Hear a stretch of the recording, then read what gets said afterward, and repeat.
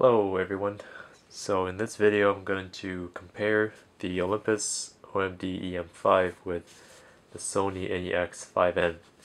I guess a fairer comparison would be the NEX-7 versus the OMD, but since right now I don't have the NE7 with me, I'm going to do it on the NEX-5N.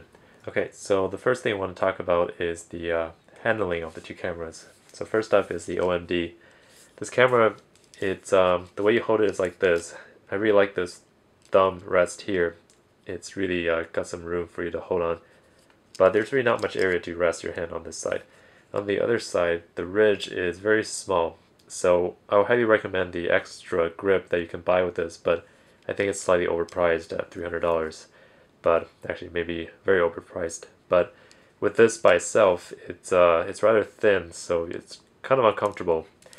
And also it's got this thing here that actually is kind of annoying because you have to leave it between your first and second fingers. So overall, handling could be better. I can see why they resulted in this because there's really not much more room, and it's a small camera. So this is for OMD.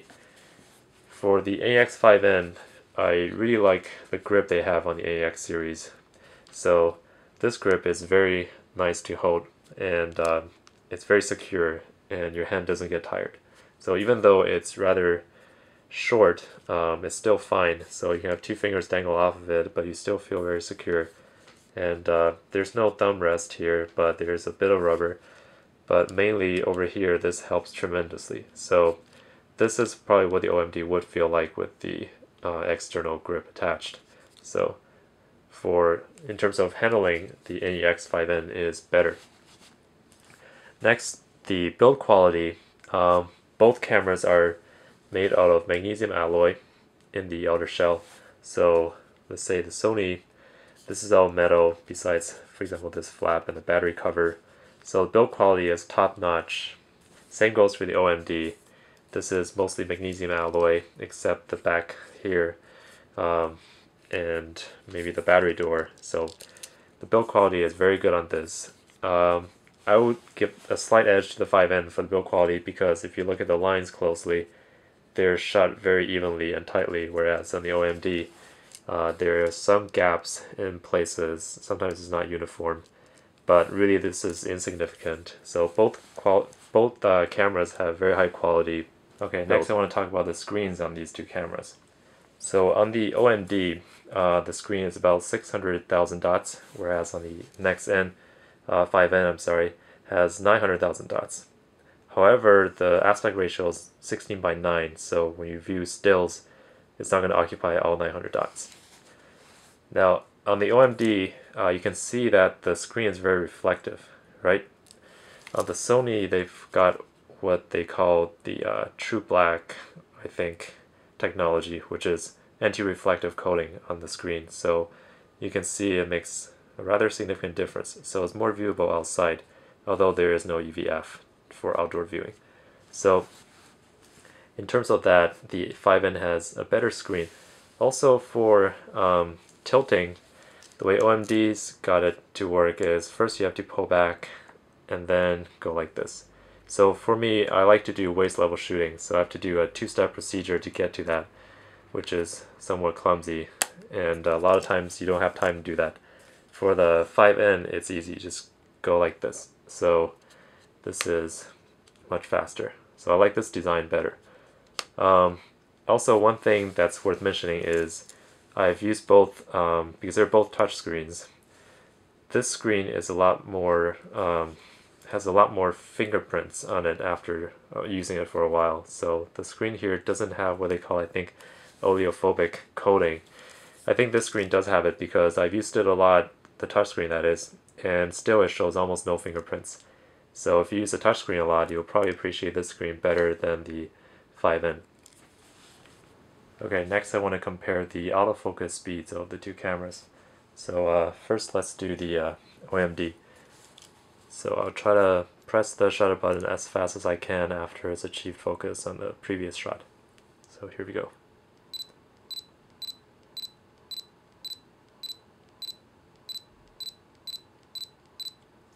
Okay, And next is the NEX-5N.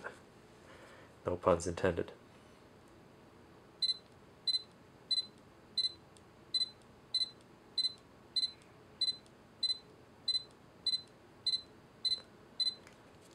Let me do the OMD again, just for comparison.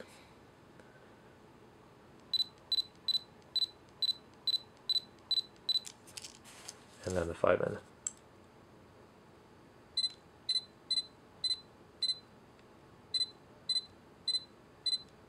This is as fast as I can autofocus while ensuring the previous shot has achieved lock.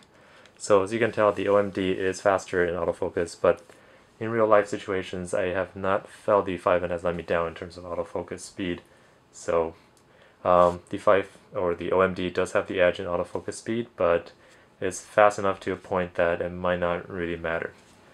Next thing is, while you're at it, let's hear the differences in the shutter sounds. That's 5N and OMD. So OMD's sound is more muted and more or quieter than the 5N's shutter sound. So next I want to talk about the operations of the two cameras.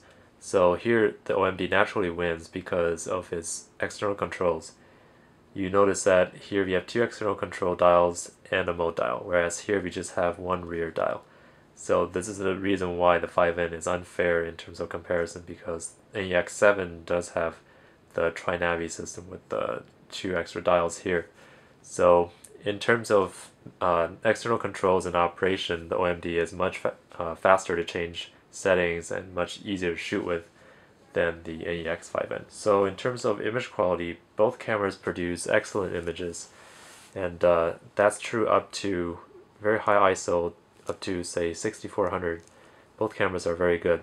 When I compare the two in terms of high ISO noise, I'll say they're rather comparable, even though this sensor is smaller than the APS-C size sensor inside the NEX-5N. So also they're both 16 megapixels. So in terms of image quality, they're very similar. Of course, APS-C gives you more control in terms of depth of field. So if you are into blurred backgrounds and such, this camera will achieve that much more easily, although there are less lenses with large apertures available. So in terms of movie quality, both produce HD videos. However, the 5N can shoot at 60 frames per second. But one caveat is the 5N, I've used several and they've all had this overheating problem. So if you shoot movies longer than a few minutes, it will shut down due to overheating, especially when the image stabilization is on. And also for the OMD, its in-body image stabilization system is very good. So when you shoot movies, it's almost like you're using a Steadicam.